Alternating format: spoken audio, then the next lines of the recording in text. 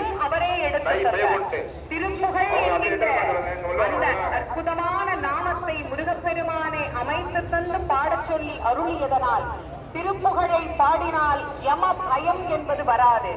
எதற்கும் நாம் வாழ்க்கையில் அஞ்ச வேண்டிய நிலை இல்லை என்பதையும் நமக்கு அருணகிரி பெருமான் பல இடங்களிலே பதிவு செய்து காட்டி அருளுகின்றார். பேச்சை தவம் சற்றும் இல்லாத என்னை இப்பிரபஞ்சம் என்னும் சேப்பை கழிய வழிவிட்டவா செஞ்சலாடவி மேல் ஆற்றை பணியை இதழியை தும்பையை அம்புலியின் தீற்றை புனைந்த பெருமான் குமாரன் தன் கிருபாகரனே உன் தகப்பன் சாதாரணமானவரா?